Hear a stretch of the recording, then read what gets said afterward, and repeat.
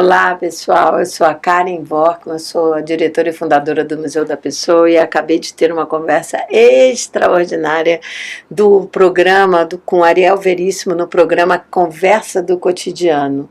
Nossa, eu convido todo mundo a escutar, conhecer tanto o programa quanto essa nossa conversa, que foi muito, muito gostosa de ter. Espero vocês.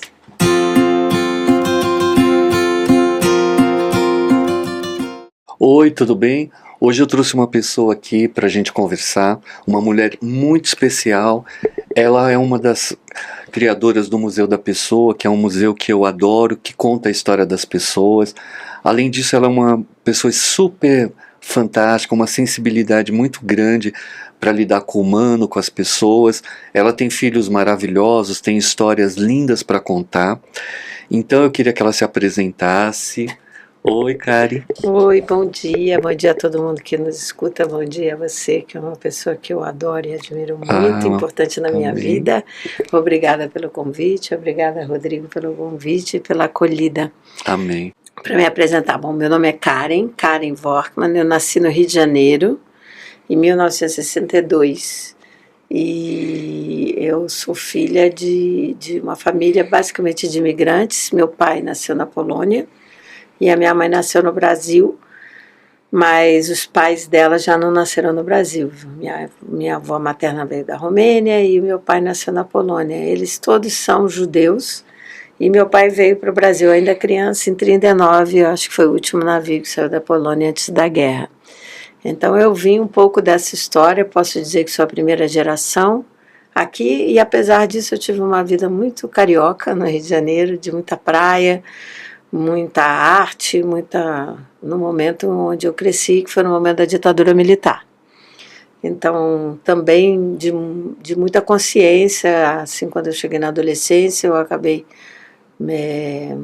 descobrindo, acho que de alguma maneira, a história, a política e a questão do Brasil. Sempre me chamou muita atenção a coisa muito presente na nossa sociedade, que é a desigualdade e eu cresci numa família, vamos dizer, apesar de primeira geração, de classe média. Meu pai era muito empreendedor, fez uma construtora e quando eu tinha lá pelos 10 anos, ele se separou da minha mãe e começou uma nova jornada na vida. Isso foi muito importante para mim, porque ele foi rever a jornada do que era existir e eu era uma filha muito próxima, então acompanhei isso de perto. Depois, mais tarde, eu me envolvi muito com dança, eu sempre escrevi bastante, mas acabei estudando história e de todo um trabalho que eu fiz em torno da história, eu acabei, digamos, sendo a ideia, a iluminação de fazer um museu, que é um museu voltado para a história de vida de toda e qualquer pessoa. Isso foi em 1991, 92, então já fazem mais de 30 anos, e durante esse período, em termos de estudo, eu concluí meu curso, depois eu fiz mestrado em linguística, depois eu fiz doutorado na USP, então sempre mantive um jeito de pensar o que eu estava fazendo, né? E no museu é uma mistura de missão com gestão, com captação, com escrever, com criação. Essa tem sido minha vida profissional. Você falou assim sobre a forma como o museu nasceu. A gente pode usar a palavra, o museu é resistência? Com certeza. O museu, talvez eu não tivesse essa ideia ou noção na hora que veio, vamos dizer, o que veio para mim foi... Não sei se você quer que eu conte essa história. Eu quero. Mas no fim dos anos 80, 88, eu estava me formando. Eu me formei em 1987, eu acho. E logo no fim do curso eu me envolvi com eu sempre trabalhei junto, eu fiz pesquisa. Eu nunca fiquei assim só estudando, né? Eu também casei, eu já tenho 3 casamentos, então eu estava no meu primeiro e eu casei com um homem muito mais velho que eu, mas eu acabei tendo uma vida no Rio um pouco atípica do Rio de Janeiro. Eu morava na Glória, no alto de um morro, e eu acabei, sei lá, estudando muito. Não necessariamente o que a faculdade mandava, mas eu estudava muito sobre sobre como se constrói a narrativa da história. Eu tive um projeto de iniciação científica e durante esse processo eu também me envolvi com um projeto que foi iniciado pela minha mãe, que estava interessada em rastrear os objetos que os imigrantes judeus tinham trazido para o Rio de Janeiro ao longo das suas imigrações. Quando ela me contou esse projeto, eu achei aquilo tão interessante e falei, puxa, vamos profissionalizar esse projeto, vamos tornar isso um projeto.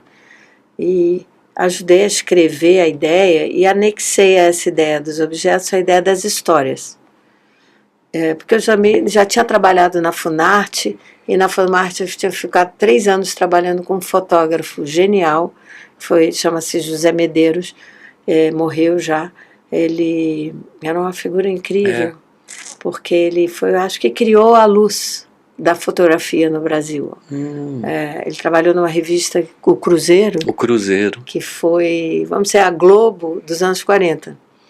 E tinham grandes fotógrafos, eles criaram as fotoreportagens no Brasil. E o Zé Medeiros acabaram trabalhando lá. Ele era um cara incrível que nasceu no Nordeste, que tinha um humor maravilhoso. E o Brasil, os grandes fotógrafos até então... Se eu estiver me dispersando, você me avisa. Não, pode ir, mas até então, tá lindo isso. O grande fotógrafo no Brasil chamava-se Jamazon, que era um francês. E eram fotos maravilhosas, mas com a luz francesa que ele criava. E o Zé Medeiros, ele tirava fotos, né? Ele tinha interesses diferentes. Ele foi um dos primeiros fotógrafos aí nas aldeias indígenas. Ele tirava fotos do Teatro Negro no Rio. Ele tirava foto vamos dizer, de clubes de choro. Então ele já mudava os temas, que ainda eram grandes reportagens sobre as misses, sobre as grandes famílias. Então ele já tinha esses interesses e ele tirava umas fotos mais mexidas, menos posadas. Você acha que quando você olha para essas fotos, quando você olha para essas pessoas criativas, para esses fotógrafos, para esses gênios que você observou, você acha que inconscientemente isso te trouxe inconscientemente a ideia do museu de retratar histórias em vez de fotos? Pode ser, nunca tinha... Olhando por esse ângulo. Talvez, e como foi um processo muito interessante, porque eu fui fazer estágio na Funarte, né? A Funarte é a Fundação Nacional de Arte, ficava no Rio. Eu acabei indo fazer um estágio lá, e eu acabei entrando no estágio do Instituto de Fotografia da Funarte. E aí... eu fui me deram um trabalho muito burocrático, sabe? E aí eu realmente não tenho... Eu sou uma pessoa... Eu tinha 22 anos, e aí eu não me dei bem com aquilo. Então tinha uma pessoa, chamava-se Nádia Peregrino, muito bacana, e ela falou, não, vem trabalhar comigo. E aí ela me jogou na casa desse Zé Medeiros, que morava em Botafogo. Na época ele tinha uns 60 e tantos anos. E ela falava, organiza o acervo Zé Medeiros. Eu estudava história, né? Sim. E o Zé Medeiros chegava lá, ele tinha umas sacolas de papel assim da Casa da Banha, que é um supermercado muito popular que tinha no Rio na época, cheio de negativos. E a organização era assim, a gente ia nesse quartinho, pegava uma sacola da Casa da Banha, metia a mão assim naqueles negativos, e aí eu botava numa mesa de luz e ele ia me contando as histórias, eu ia classificando. Então eu fiquei 1 ano fazendo isso. Então não só ver essas imagens, como ouvir todas essas histórias dele, que tinha um humor incrível, eu acho que aquilo, óbvio, me trouxe a ideia, sei lá, de um Brasil que eu não conhecia, porque era anterior, e de escuta. E aí, depois, quando terminou, resolveram fazer uma grande exposição sobre o Zé Medeiros, e ela me falou, faz o texto, faz o catálogo. Então, eu intuitivamente peguei um gravador, e ele foi um dos caras que trabalhou no Cinema Novo, se tornou uma pessoa muito importante, mas ele não era assim. E aí eu peguei e ligava, sei lá, para o Cacá Diegues, porque ele foi fotógrafo do filme. Eu quero fazer uma entrevista. E aí eu entrevistei, sei lá, o Carlos Vereza, o Cacá Diegues, todas as pessoas do Cinema Novo, o pessoal da Globo, mas ali eu entendi uma coisa. O quê? Então, quando eu chegava e falava assim para a pessoa, que me conta sobre o Zé Medeiros. O Zé Medeiros é fantástico. Ele é uma pessoa incrível, é um grande fotógrafo, eu adorei trabalhar. Então, depois da 3ª vez, eu falei, todo mundo vai me falar a mesma coisa. Isso não tem a menor graça. E aí eu cheguei e falei assim, comecei a perguntar sobre a pessoa. aonde você se criou, como você se tornou fotógrafo, cineasta. Aí aquela entrevista começou a ficar interessante. Então ali eu percebi, acho que intuitivamente, que quando você pega um tema que a pessoa não se coloca, ela te responde uma coisa. E eu comecei a desenvolver esse novo tipo de entrevista. Depois disso, eu fui trabalhar nesse projeto dos judeus, e acho que ali eu tive uma grande realização. Eu participei, a gente teve um apoio da Alemanha, e durante 3, 4 anos a gente montou uma equipe e eu me tornei a coordenadora da parte de história oral. Então ali é onde a gente gravou mais de 200 horas de entrevista. E eu tinha que não só fazer a entrevista, como também sistematizar para que outros fizessem. E talvez o meu maior talento na história seja a capacidade de sistematizar e criar metodologia. Ali eu entendi que, óbvio, você chegava para uma pessoa e falava, como você migrou? O que é ser judeu? A pessoa respondia uma bobagem. Mas se você ia no pequeno, na experiência de vida dela, aquela entrevista, muitas vezes pessoas muito amarguradas e mais velhas se tornavam portais de vivência para o mundo, né? Então acho que no meio dessa manancial de histórias, um dia eu morava no alto de uma ladeira, eu estava subindo, eu pensei assim, não é possível que não exista um museu das histórias das pessoas. Devia haver o Museu da Pessoa. Isso na Glória ali. Isso na Glória. Olha, subindo. Subindo, todo dia eu tinha que subir 1,5 km, e às vezes eu subia várias vezes por dia, porque eu tinha que, de noite eu ia para a faculdade, de tarde eu ia para o trabalho, sempre fui muito ativa, né? Mas aí eu tive essa ideia, vamos chamar lá em 88, e pensei, devia ter um lugar chamado Museu da Pessoa. Mas depois ainda fiz mestrado em linguística, acabei estudando como a gente constrói uma narrativa. Então eu me aprofundei nisso, e quando eu mudei para São Paulo em 90 e 91, eu falei, eu vou fazer esse lugar chamado Museu da Pessoa. Então foi assim que nasceu tudo isso. Que é um lugar muito especial, que conta histórias muito especiais. Você consegue perceber, Kari, você me contando essas histórias, é muito bonito, porque assim, eu sempre falo sobre qual é o propósito que eu tenho para a vida e qual é o propósito que a vida tem para mim. A espiritualidade, mesmo para quem não pratica nenhuma espiritualidade, ela caminha. Pessoas como você, para mim, são pessoas predestinadas, que estudam, que se envolvem, que entendem, que vai buscar informações, e que teve a sorte, você, até onde eu sei, você teve a sorte de conhecer pessoas muito privilegiadas, culturalmente, mentalmente, espiritualmente, e isso, de uma certa forma, eu acho que tem uma coisa espiritual, né? Você poderia ter nascido em qualquer outra família, mas você nasceu naquela família, com aquela história e tal. Eu lembro que um dia, conversando com você, eu falei para você assim, reza. Você falou, não, mas eu não sei rezar. E lá fui eu tentar te ensinar a rezar, e eu acho lindo uma pessoa com o seu preparo, com o seu estudo, com a sua capacidade, com o seu processo de criação, ter humildade de ouvir as outras pessoas. Ali você me ganhou, sabe? Eu falei, tem que ajudar essa pessoa, eu tenho que estar presente, até porque o museu, não sei se você lembra, a gente se conheceu porque você tinha feito uma exposição da Votorantim. E aquilo foi um encontro muito bonito, assim. E aí, quando eu vi o museu, aí que eu entrei, assim, a sensação que eu tive, como eu sou espiritualista, todos os fantasmas daquela escada que tem as fotos, aquele fundo que a gente desce, cara, aquilo ia me trazendo histórias, né? E aí, quando eu fazia as suas leituras, que eu conversava com você, eu sempre saía muito rico das suas histórias, né? E rico e com um livrinho de alguma coisa que você me doava, que era sempre bom, né? Então, o que eu quero dizer é o seguinte, você consegue entender que a espiritualidade, ela não é só quem pratica a espiritualidade, um pai de santo, um padre, um pastor, um rabino. Na verdade, é quem faz um trabalho. E você, para mim, é uma pessoa muito espiritual, mesmo que você não saiba rezar. Porque a oração, ela está, muitas vezes, na ação, na prática. Sim. Então, eu acho que quando você subir à glória, e você começou a pensar, poxa, como é que não existe um Museu da Pessoa? Ali era o Divino Espírito Santo falando com você. Sim, eu acho que você tem toda a razão. E eu me lembro exatamente desse momento que você falava, você precisa rezar. Eu falava, nossa, eu não sei rezar, né? Porque apesar de rezar assim nesse sentido, apesar de ser de uma família, vamos chamar, judaica, eu não tive uma formação religiosa. Eu ia na sinagoga, assim, visitar minha avó uma vez ou duas por ano, e a minha própria mãe, não, ela é muito voltada para a tradição, vamos chamar cultural judaica, mas não. É engraçado de explicar, porque o judaísmo ele é mais do que uma religião. Você pode ser.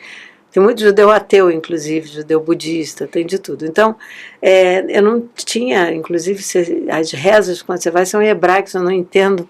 Então, assim, para mim é meio X.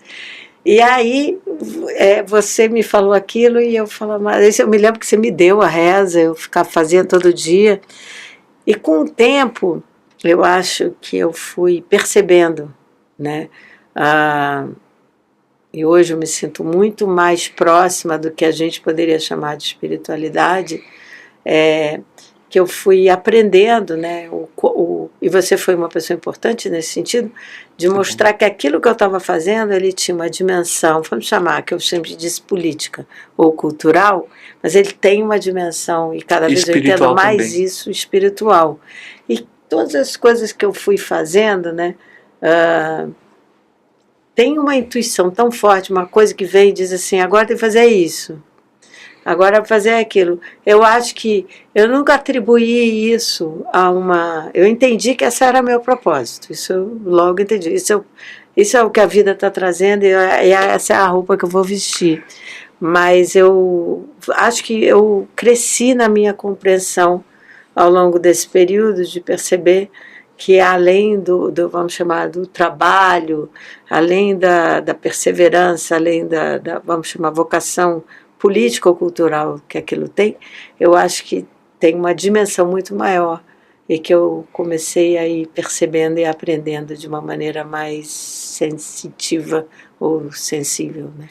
Eu vejo assim também, e vejo de uma forma, quando a gente fala do Brasil, a gente fala, muita gente, muitos espíritas, muitos espiritualistas, eles falam que o Brasil é a terra do Evangelho. E está se preparando para um dia ser. Quando eu olho o trabalho do museu, as histórias que se contam, os livros que eu já li de história, eu vi um do Nordeste que eu achei fantástico. Enfim, tudo me encanta ali.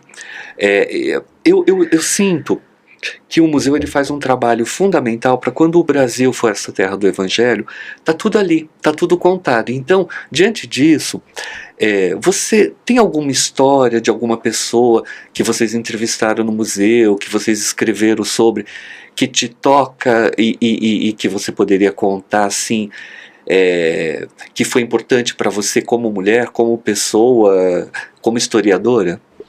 Tem, mas eu vou falar de uma que eu sempre me refiro, acho que algumas, mas eu escolho essa, que é bem da origem, mas eu vou contar depois de uma coisa muito recente dessa semana, que eu acho que é mais novo. Legal. Mas essa história dessa mulher, acho que ela é a origem, ela é pré-museu, foi uma pessoa que eu entrevistei nesse projeto dos judeus imigrantes, e ela se chamava Cristina Drozdovich. Quando eu entrevistei, ela já tinha uns 70 e poucos anos, ela era polonesa, e ela tinha chegado no Brasil, acho que em 69, muito tempo depois da guerra. Ela tinha passado a guerra na Polônia, e ela salvou toda a família dela, nossa, inclusive porque ela tirou irmãos, sabe, tem uma coisa chamada plataforma, onde as pessoas iam indo para o trem do campo de concentração, e ela conseguiu salvar 2 irmãos, salvou todo mundo, tirando do gueto de Varsóvia, por baixo do muro, subornando pessoas, alugando... É uma história, parece um filme. Era uma mulher que conseguiu fazer isso, ela se juntou à guerrilha polonesa depois, e ela e o marido se tornaram parte do governo até que em 67 saíram. Essa mulher, ela foi importante para mim por muitos sentidos. Primeiro porque a história que ela conta, eu passei um mês entrevistando ela, a gente ia cada vez na semana, eu e uma colega, a gente passava 4, 5 horas fazendo a entrevista dela. E a casa dela era muito louca, era no Largo do Machado, tinha muitos quadros poloneses e móveis meio poloneses, numa confusão enorme. Você sentava assim no sofá, aí você tinha um livro, uma colher, sabe? Era uma bagunça organizada. É. E aí ela falava assim, a gente ainda entrevistava naquela época com gravador. Então ela falava, onde eu parei? Uma semana depois. Aí você ligava o gravador, voltava. Então, ela falava, tac. Tac é sim, polonês. E aí ela dali continuava. E era como ver um filme de uma história que eu nasci ouvindo, mas que nunca tinha sido contado da forma E que ela contava. Com riqueza de detalhes. De riquezas, como ela subornava polícia, judeus policiais. Como ela arrumava o dinheiro, como ela tirava dinheiro vendendo uma joia de alguém. Era um mundo de humano, sobrevivência também. De sobrevivência humana. Né? Porque você, quando nasce ouvindo essa história, você ouve uma história de vítimas, pelo menos do lado em que eu estava. E você não ouve de seres humanos, mas de vítimas e de algozes. Sim. Mas a história dela não eram pessoas de todos os tipos que se debatiam e brigavam e se sacaneavam e se vendiam e se salvavam, misturadas ali. Eu acho que... E ela também não era uma pessoa incrível, apesar dela ter feito isso, ela tinha uma história pessoal de muito amargor. E ela salvou todo mundo, mas ela tinha muita mágoa da mãe, porque ela dizia que ela era loura, e ela inclusive sobreviveu, porque ela era loura, ela conseguiu ser entendida como polonesa. Isso para mim, eu sempre achei que os judeus eram louros, mas na verdade eles eram morenos. Entendi. E a mãe dizia, você é feia, bonita é a sua irmã, porque a irmã tinha uma cara, vamos dizer, árabe. E ela não. E ela nunca perdoou a mãe por isso. Então, uma pessoa de 70 e tantos anos que salvou uma família guerrilha e continuava com aquela mágoa. E depois ela, acho que teve alguma história com alcoolismo. Então, era uma pessoa forte, intensa, caótica, rica e profundamente humana. E para mim, eu acho que aquilo foi um aprendizado enorme do que eu acho que é a principal característica de uma entrevista do Museu da Pessoa, que é o não julgamento. Então você imagina, com 23 anos, 24, você muito falar, essa mulher não aprendeu nada, ou ela, nossa, olha como ela fala, mas de alguma, acho que aí já vem essa noção da missão, que eu aprendi a ouvir, sem julgar. Eu aprendi a ouvir para aprender, porque era um manancial não necessariamente do bem viver ou do bem fazer, mas do ser profundamente humano em situações muito extremas, né? Eu acho que foi uma grande escola aquela entrevista para mim, não para me tornar uma pessoa como eu devia ser, apenas para entender que nós, humanos aqui, somos assim, tudo isso junto ao mesmo tempo agora. Eu acho ela que te desarmou de algumas coisas. Ela me desarmou, coisas. Porque ela era fascinante, mas ao mesmo tempo ela era repugnante. Mas, era lindo aquilo, era uma aula do ser, sabe? Sim.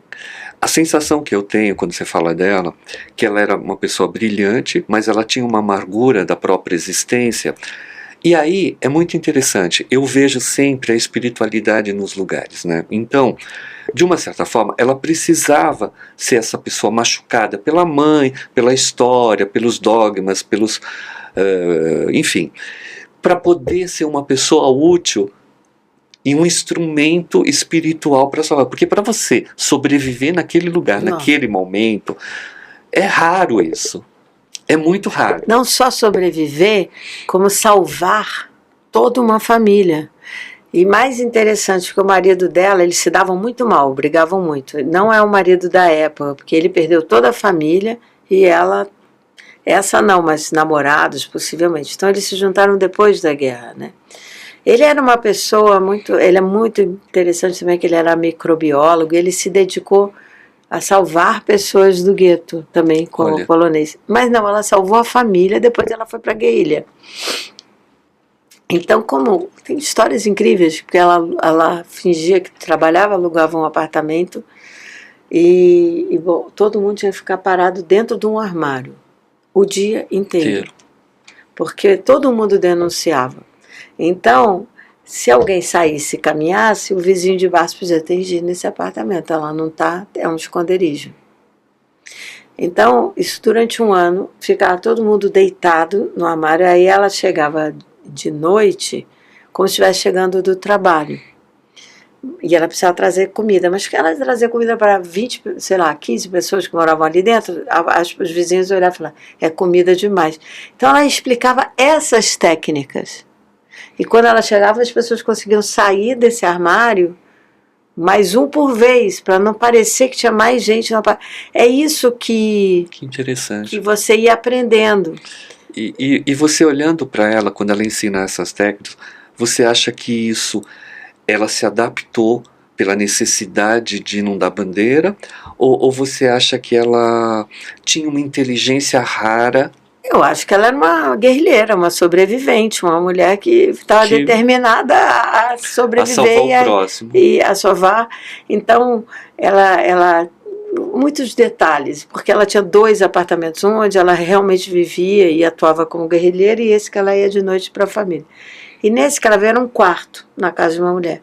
E ela disse, eu tomava banho todo dia, que era uma prática, mas não era uma prática da Polônia, era uma prática, acho que dessa comunidade judaica mais.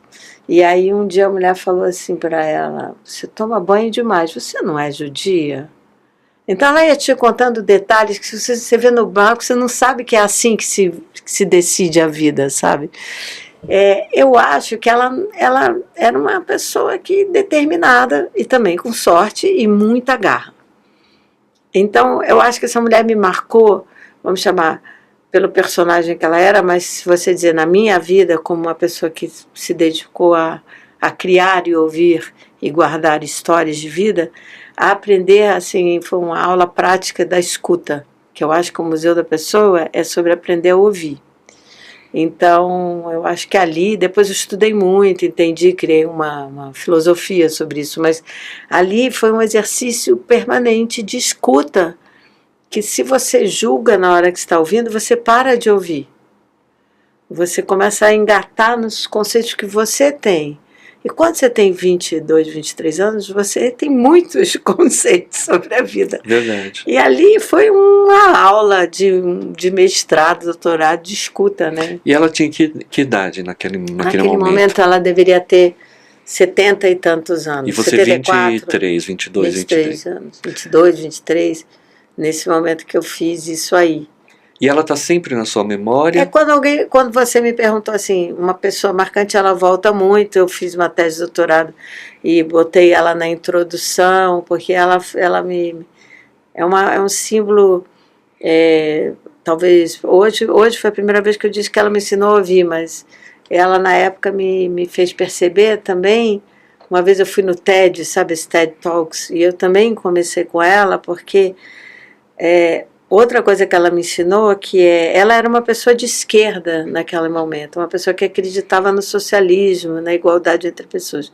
E quando eu a entrevistei, ela não era mais nada disso, ela dizia que os judeus não deviam se misturar, ela tinha muito preconceito contra o Brasil, ela tinha perdido, vamos dizer, essa crença no que ela era quando jovem. E um dia eu perguntei para ela, mas você era isso, você era socialista, você era de um partido de esquerda lá na Polônia e tudo. E agora você diz que judeu não pode se misturar, que o Brasil não presta. O que aconteceu? Ela falou para mim, porque nada daquilo que eu acreditei se realizou. Eu vi coisas muito piores enquanto isso, inclusive um próprio governo de esquerda, como o governo soviético, torturando pessoas. Então ela falou, então não serve mesmo. E eu entendi aquilo na época que assim, não é porque você sofre ou porque você passa por coisas extremas que você se torna uma pessoa, vamos chamar, melhor. Essa é uma ideia ridícula da nossa parte, achar que as pessoas que mais sofrem são as que podem ter melhores... Não necessariamente, depende da pessoa. Sim. E muitas vezes o sofrimento não necessariamente nos torna mais magnânimos. O sofrimento é o sofrimento, sabe? E eu acho que eu também aprendi isso ouvindo ela. sei lá, foi uma pessoa que me marcou por muitos aprendizados. Mas, mais recentemente, agora voltando à sua pergunta de pessoas, a gente vai organizar uma exposição agora no primeiro semestre, chama Vida, Morte e Fé. Vida, Morte e Fé. Vou te convidar para, mas tem que ser agora, logo, para você vir contar a sua história lá no museu. E a gente entrevistou, já tem algumas entrevistas, tem o Bonder, que é um rabino, tem o Padre Assis, que é um rabino incrível da periferia do Rio, tem o pastor Henrique Vieira, que é um poeta, pastor. Então a gente entrevistou todas essas pessoas para conversar sobre como é, a Monja Cohen, para conversar como elas, nas suas fés, lidam com a morte. Tem até a entrevista da Ana Quintana, que é uma médica especializada na morte. Tá ficando bonito. E essa semana eu falei, eu preciso ler as histórias. Então, ontem... o museu se aproximando da fé alheia, né? Da fé de cada um. E aí ontem eu li muitas histórias, sabe? E eu entrevistei com o Jonas, meu filho, ele que trouxe para o museu, 2 contadores de histórias do Senegal. Olha que legal. E a gente fez uma entrevista linda, porque eles são contadores mesmo. Um é músico e o outro é um grande contador. E eu que fiz, ele me chamou para fazer a entrevista porque eles não falavam português, eles só falavam francês. Eu fui fazer a entrevista em francês. E ontem eu li a entrevista porque eu quero que eles entrem na exposição. E foi um maravilhamento aquilo, porque eles primeiro são contadores de história, então é lindo ouvir, né, ler. E depois eles falam sobre o sentido da memória e das histórias e o que é a morte e como, né, na tradição deles, que são griots são a memória andante e portadora da memória, não é em toda a África, mas no Senegal, no Mali, é uma grande tradição oral, e eles são de família, como isso se dá. O quanto essa espiritualidade Então, uma das coisas bonitas é que ele, por exemplo, conta que conviveu muito com uma avó, e a avó dizia, você vai ser um griot, você vai seguir com a família, trazer a tradição. Isso quando ele era muito criança, até os 7 anos. Mas ele dizia, mas não é isso que eu quero. E aí ela dizia para ele, e o que você quer? Ele falava, eu quero dançar. E aí ela fala em francês, alors danse. E assim, é bonito ouvir isso, porque ele fica explicando o quanto até os 7 anos a comunidade tem que acolher esse espírito que chegou com seus desejos e ajudar a moldar. Foi super bonito, eu li isso ontem, sabe? Então, ontem eu fiquei lendo histórias de pessoas espiritualizadas, uma mãe de santo meio indígena, meio cabocla, encebelada também, né? Então eu acho que essa abertura dessas histórias de pessoas cujo mundo não se restringe, né, à narrativa visível, eu acho que tá muito bonito. O Brasil é muito grande, o mundo é muito grande. O Brasil é incrível nisso. Eu sei que você fez uma viagem, você ficou um tempo meio sabático, mas meio sabático entre aspas, porque eu acho que você trabalhou muito, você já até me contou algumas coisas. Como é que foi essa sua viagem pelo mundo, junto com o Marcelo? O que você descobriu lá? Nesse caminho? Eu e o Marcelo é meu marido, né? Terceiro marido, e a gente tinha decidido que quando a gente fizesse 60 anos a gente ia fazer uma viagem. Primeiro, antigamente a gente ia de barco. Aí um dia ele falou assim para mim, pô, mas aí a gente vai ter que estudar como dirigir um barco, virar capitão, aprender a navegar, já vai dar mau trabalho isso, se lançar no mar sem saber fazer nada. Aí eu achei que aquilo estava mais para sonho do que para realidade. Então a gente decidiu que ia fazer essa viagem de carro e decidiu que ia fazer ela pela América Latina. Então, por alguma coisa, eu acabei sendo chamada para ir dar aula no Canadá. Então a gente olhou e falou assim, então tá, a gente vai para o Canadá, eu ia dar aula, e de lá a gente arruma um carro e vai descendo, faz toda a América. Mas um ano anterior, o Marcelo foi fazer um filme e trabalhou a beça, e eu trabalhei muito. Então, quando chegou a hora de fazer isso, a gente não tinha preparado nada. Foi assim, freestyle, sabe? Sei. Precisa alugar a casa, aquela que você conhece. Precisa desocupar a casa. Nossa, mas não dá tempo, eu já tenho que ir para o Canadá. Então, Marcelo desalugou a casa, foi um outro momento de jogar muita coisa fora, e a gente se encontrou lá. Eu dei essa aula, e aí, quando a gente chegou viajamos, alugamos um carro, viajamos pelo Canadá e chegamos nos Estados Unidos, e aí a gente falou, vamos achar um carro velho que a gente possa transformar. Então a viagem foi, primeiro, buscar esse carro, depois transformar o carro, depois botar uma barraca para dormir em cima do carro, fazer uma cozinha no carro.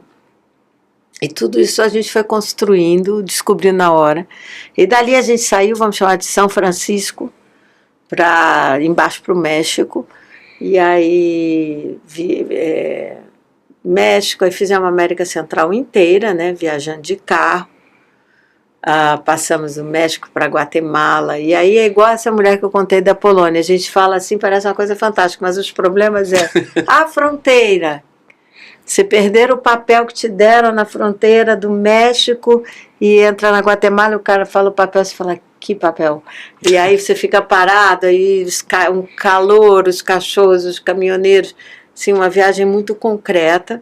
E aí a gente também, aonde você dorme, como você para, será que o narcotráfico do México vai te sequestrar? Então é uma viagem intensa e tensa.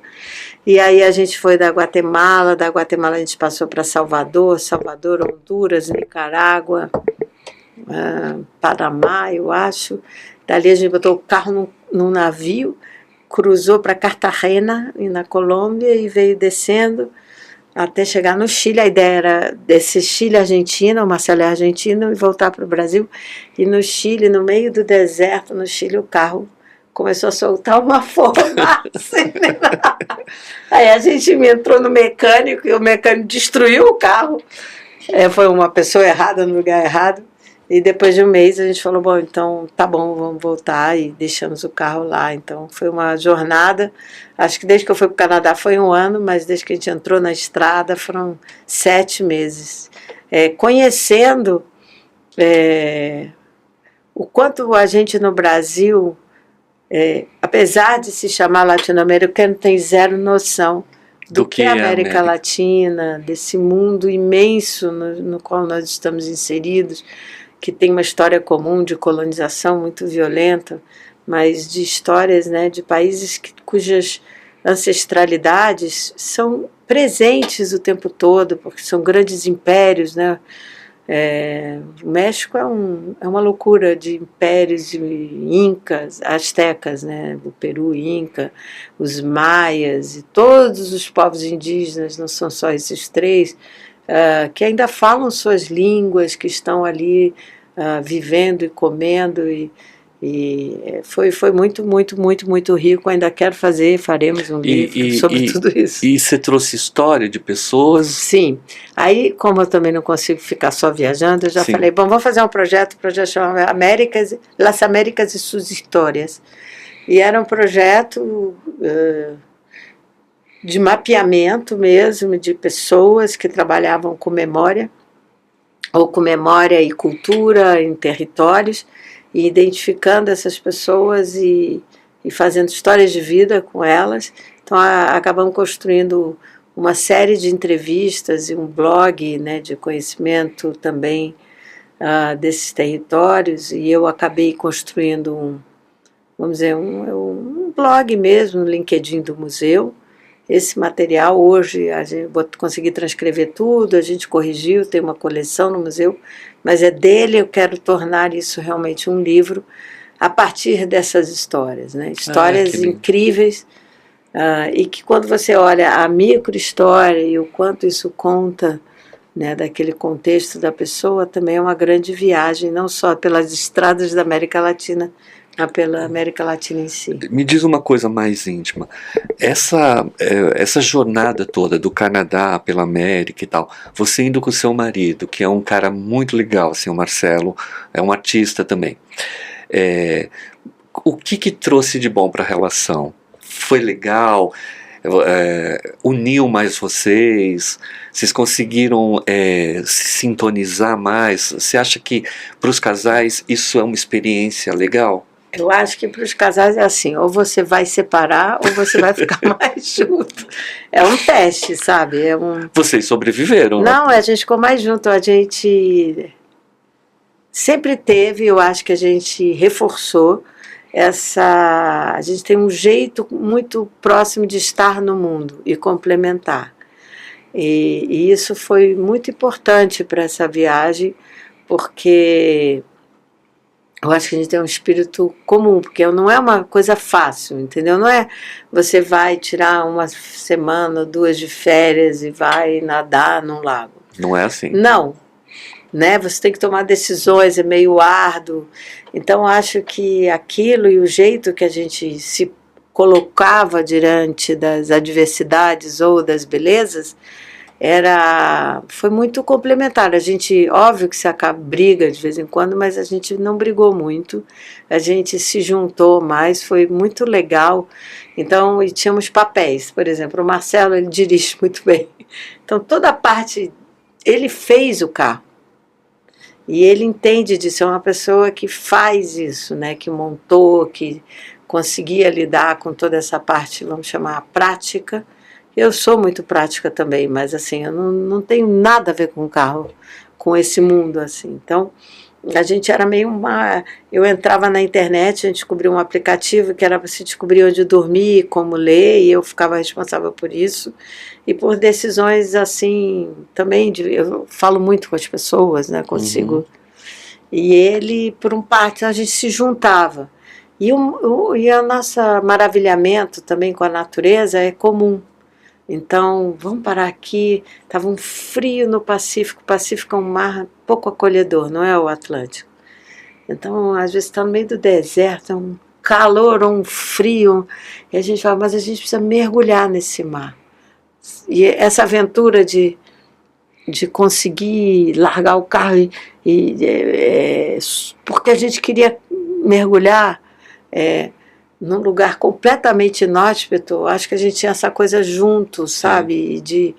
E de se meter assim, em lugares que às vezes nos maravilhavam, um lago no alto dos Andes, ou se perder e não ficar histérico. A gente não fica histérico, a gente fica nervoso, mas não fica histérico. Então, a capacidade de ficar longas horas olhando a estrada, acho que tudo isso para a gente nos juntou ainda mais. Acho que não é fácil fazer essa viagem, e para nós foi profundamente bom, a gente se deu muito bem. Eu fico imaginando, até porque vocês são duas pessoas que eu admiro de formas diferentes, ele por um motivo, você por outro. Nesse lado latino dessa jornada, qual o lugar ou a história, ou alguma coisa que te comoveu? Você lembra de uma comoção, de uma coisa que tocou tua alma, mexeu com a tua mulher, com a tua menina, com a tua... eu acho que foram há um sem número de lugares e de situações assim muito, muito comoventes, né? Mas, sei lá, para te contar um ou outro, nessas histórias de fazer histórias, eu tenho um amigo que é uma pessoa importante no Brasil, inclusive chama-se Célio Turino. O Célio Turino, ele criou o programa Cultura Viva e os pontos de cultura no Brasil durante o primeiro governo Lula. E depois que esse programa, hoje ele existe, mas ele foi muito transformado, todas aquelas questões políticas no próprio governo Lula. Ele saiu do Ministério da Cultura e em algum momento ele começou a fazer isso pela América Latina. Existe o programa Cultura Viva na América Latina. E aí ele foi muito generoso, porque o Célio, ele falava assim, nossa, no Peru você precisa falar com tal pessoa. Então eu tinha uma pessoa do museu me ajudando a mapear pessoas interessantes, pessoas da área de museus ou de memória, então eu tinha muitas fontes para criar, mas o Célio foi realmente uma pessoa importantíssima nisso.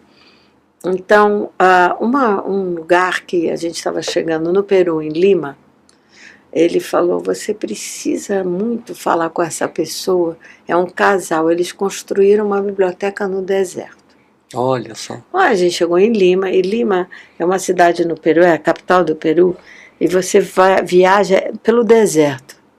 Mas não é um deserto, foi muito surpreendente, porque a Pan-Americana que vai pelo Pacífico, chega uma hora, é deserto, deserto. A América Central, a Guatemala é muito verde, sabe?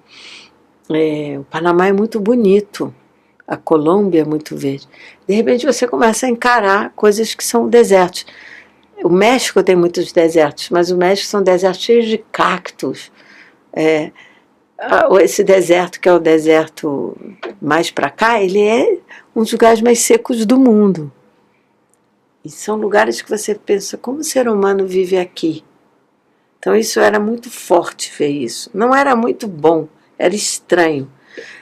Mas enfim, aí a gente ficou em Lima e chegou meu outro filho, Miguel, e a gente marcou com esse cara e sua mulher essa visita a uma biblioteca que eles chamavam Dom Quixote e suas Mantitas. Nossa. Sonhadores, na periferia de Lima. Então você vai lá, num bairro na periferia, e aqui a gente vai no bairro, mas lá um bairro na periferia é um deserto.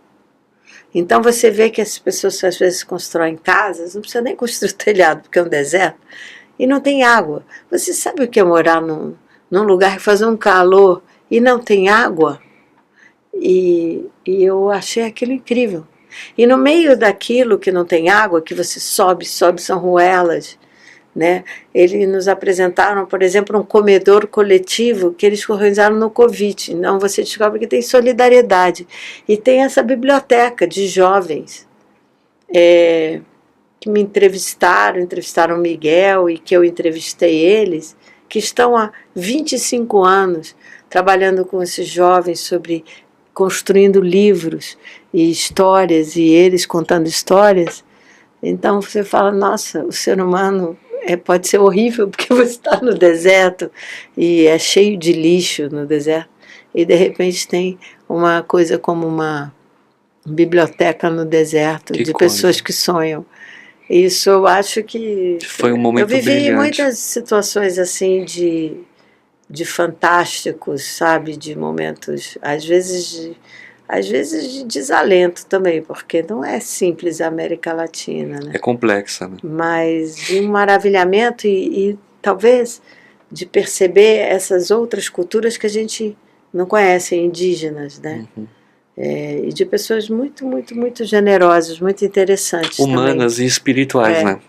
É. Quando você terminou essa jornada, você chegou no Brasil, como é que você se viu aqui, num primeiro momento? Você lembra, assim? Então, a gente cria uma narrativa na vida que, assim, agora... Eu me lembro que eu fui num jantar, na semana que eu cheguei, na casa da Rosana, que ela convidou do Trajano, assim, e tinha outras pessoas, e uma das pessoas me perguntou, nossa, você fez tudo isso, você está transformada? Então, acho que a gente tem uma narrativa hipotética.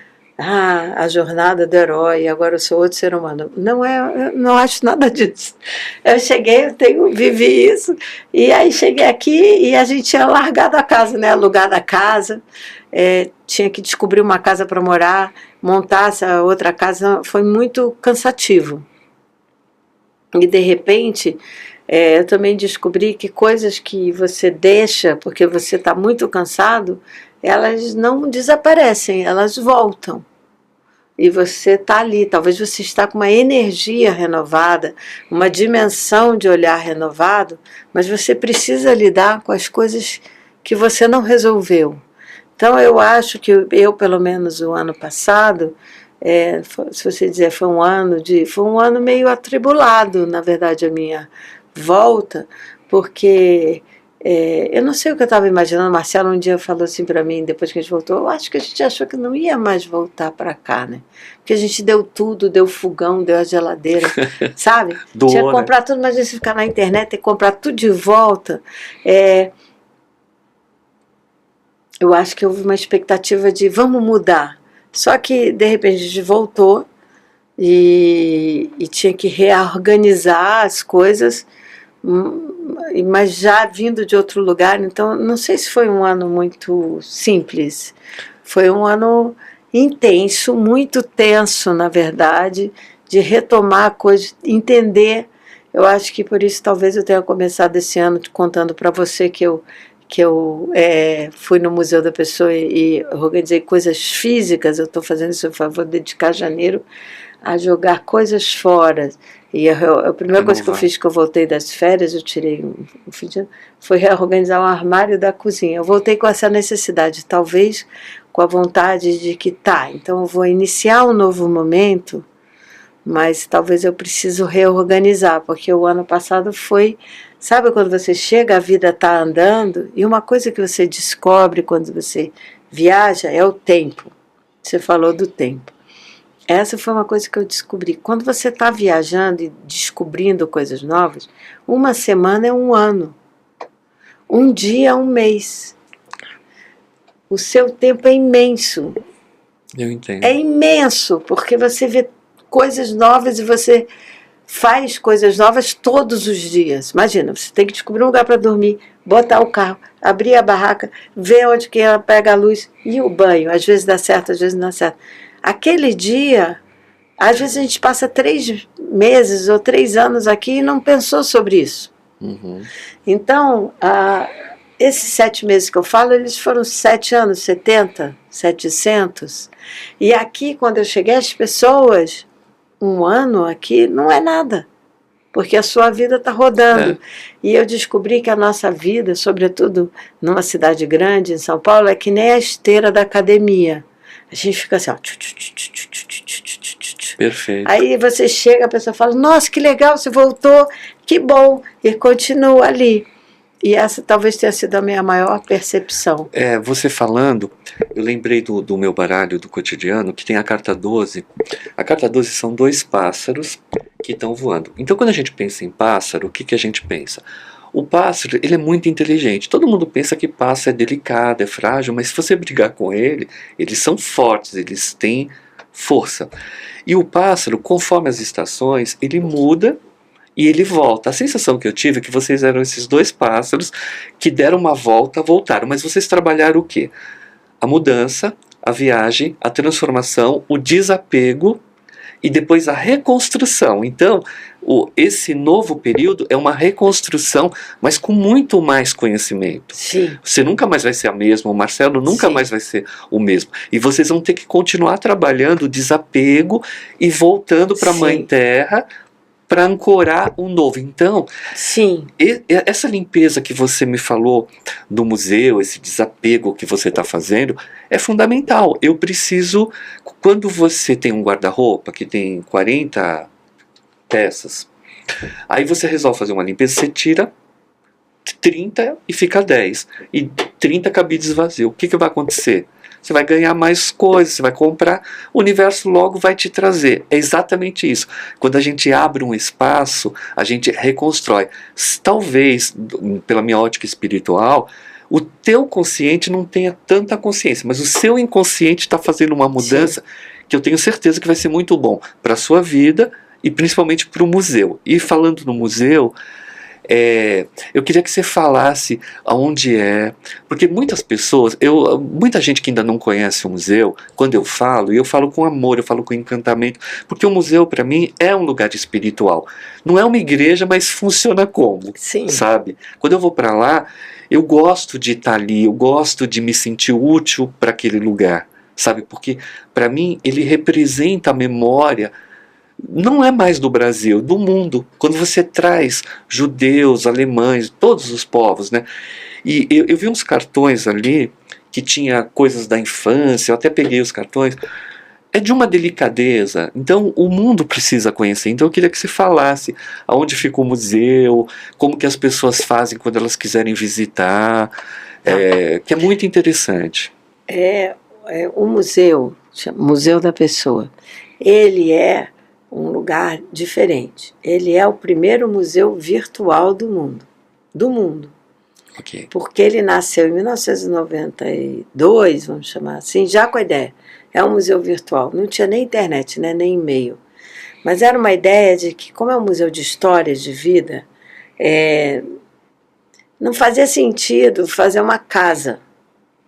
Então, eu acho que o museu explorou ao longo desses 30 anos ser museu, que é guardar, ele tem um acervo que você fala, e fica na Vila Madalena, tem uma casa, todo o acervo está lá, as histórias, que volta e meia você vai lá e defuma, porque você mesmo diz que essas histórias ficam ali, as pessoas, os seus espíritos estão ali, então Sim. a gente mexe com, né, ou Com aprisiona energia. de alguma maneira, ou liberta, não sei, ainda não entendi, mas acho que talvez tudo junto, e depois isso se tornam produtos, livros, documentários, mas hoje é o melhor lugar, eu acho que por isso o museu ele é atemporal e há lugar.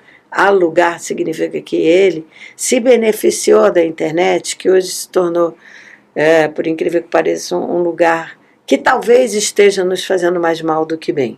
Mas quando o museu, o primeiro museu a entrar na internet em 96, hoje ele é uma plataforma, museudapessoa.org. Toda e qualquer pessoa pode contar a sua história para o museu e a história vai ser preservada. Toda pessoa pode montar uma exposição no museu. E o acesso a esse acervo tem uma busca. Eu quero uma história de alguém que nasceu no Amapá. Eu quero a história de uma mãe de santo. Eu quero ver uma foto. Tem 60 mil fotos que você disse que gosta, que foram digitalizadas, que estavam nas gavetas e nos álbuns das pessoas. Então, a gente tem coleções e coleções de casamento, de férias, de pessoas, de festas. É uma história do Brasil, a história que eu chamaria íntima. Mas mais que do Brasil, eu acho que é uma história do ser humano. Do ser humano. A gente tem, por ter nascido no Brasil, um recorte, apesar que o museu inspirou museus da pessoa no Canadá, nos Estados Unidos, em Portugal e iniciativas fora do país, na África, etc. De alguma maneira ele nasce aqui, o seu grande acervo está aqui. Ele tem essa história íntima de nós no século XX e XXI, porque ele é um museu de histórias de pessoas que contam. E aí ele tem uma casa na Vila Madalena, mas o que tem lá? Um estúdio, onde às vezes a gente convida pessoas para contar histórias, ele tem o acervo e tem uma equipe que trabalha, mas essa equipe também está nos territórios. Hoje nós estamos em 3 grandes territórios indígenas considerados que têm práticas de patrimônio imaterial no Brasil, que são os Enauenê, que são os Waiapi, que fazem aquelas bonecas Carajá, onde trabalhando com jovens, a gente está em territórios trabalhando com comunidades, a gente está em escolas, a gente faz exposições, né? A gente vai fazer uma grande exposição no fim do ano, chama Vida, Vozes, Saberes e um Mundo em Chamas. Então a gente cria produtos, cria projetos, cria livros, cria podcasts, mas a essência do museu, vamos chamar, eu quero ver essas histórias, eu quero contar histórias, ela está hoje numa plataforma, acessível a todo mundo, acessível, gratuito, independente de tudo. Independente de tudo. E sempre vocês estão fazendo exposição em vários lugares, em várias cidades, e é muito bom. Bom, então essa foi a Karen, essa pessoa incrível, uma mulher reconhecida no mundo inteiro, ela é super premiada por aí, tá? O mundo reconhece demais. Ela tem muitos prêmios internacionais. Você quer falar um pouco disso? Como é que quando você ganhou aquele prêmio para aquele lugar que você foi para um spa, como é que foi aquilo? Aquilo acho que foi um prêmio da vida, não sei se é um prêmio. Eu sou parte de uma rede global que se chama Ashoka. É uma rede global de empreendedores sociais do mundo. Uhum. Então talvez isso tenha sido algo muito importante na minha vida. A Ashoka foi fundada por um americano, mas a partir de uma experiência, Ashoka foi o imperador da Índia. De uma experiência, ele teve uma visão, que tem também 40 anos de história, de que o mundo, existiam pessoas que tinham, vamos dizer, a capacidade de realizar, que foi um empreendedor do capitalismo, o Ford, grandes pessoas que fizeram fábricas no Brasil, mas que visavam negócios ou lucro, né? Que tem grandes pessoas. Ele percebeu que existiam essas pessoas, mas que elas tinham uma vocação mais social e que elas tinham também a capacidade de inovar. Então ele criou uma rede de identificação dessas pessoas. Hoje a Ashoka faz muitas outras coisas, mas essa identificação de pessoas no mundo, que as coisas são 3 mil. Então eu fui selecionada como fellow da Ashoka faz mais de 20 anos. E aquilo te abre um mundo de pessoas. Eu conheci pessoas do mundo inteiro incríveis, como um amigo meu que é um monge belga, que treinou ratos na Tanzânia para eliminar minas. Então são ideias que você descobre, pessoas que se tornam da sua comunidade, né? Que lindo. Eu posso falar um mundo de histórias assim, de pessoas fantásticas, né? Um outro grande amigo, só para te dar 2 ou 3 exemplos, que é um arquiteto da Índia, que descobriu que as escolas, se ele tornasse a escola um centro de aprendizado, ou seja, em vez de ter grades, as grades serem como eu aprendo matemática, o chão como eu aprendo geografia, ele faz uma reforma, e na Índia, quando você faz a reforma, você faz para 100 milhões de pessoas, de estudantes, uma pessoa de uma humanidade incrível. Então, eu entrei nessa comunidade, eu acho que isso foi um prêmio da vida. Em algum momento, eu fui também convidada a participar de um programa que nasceu por um desses empreendedores chamado Wellbeing. Assim, que ele descobriu que também quando você é uma pessoa que faz isso, funda um lugar desse, ou cria, né? Depois de muitos anos você fica exausto, porque eu fui viajar para a América Latina. Mas a maior parte das pessoas vai ficando um pouco doente também, porque você quer tanto fazer, é tão difícil, sabe? Então ele criou um projeto global que existe hoje, chama Wellbeing Project, Projeto do Bem-Estar, e que discute que a transformação social ela tem que vir junto de um respeito a você mesmo, a sua transformação. Então também participei de um retiro, foi um projeto de 1 ano e meio, onde a gente se encontrava com essas pessoas e aprendia a se entender, né, no mundo. E depois eu acabei sendo convidada a entrevistar outras pessoas que estavam nesse programa, entender o quanto isso transformou. Que lindo. Então eu acho que são prêmios da vida, de que a vida te devolve, que uma você, vida intensa sua e linda, né? E maravilhoso, porque você descobre como é que eu vou conhecer essa pessoa, como? Porque você entrou nessa rede e você aprende muito, né, com os outros. E me diz uma coisa, e o que você pretende os próximos anos para o museu, para a sua vida? Oxe, essa é uma pergunta difícil. Como você disse, eu acho que eu estou no início do resto das nossas vidas, sabe? Não tem um filme, o primeiro dia do resto das nossas vidas? Isso. Por algum motivo, e você é uma pessoa que me disse isso quando a gente se encontrou, depois que a gente voltou, e eu tenho também essa consciência, né? Hoje eu fiz 63 anos esse mês, e eu acho assim...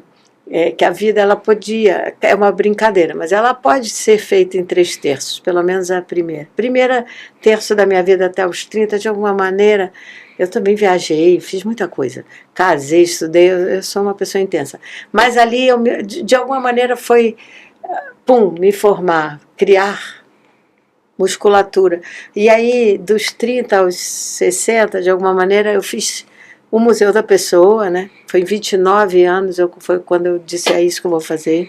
Então, trabalhei muito.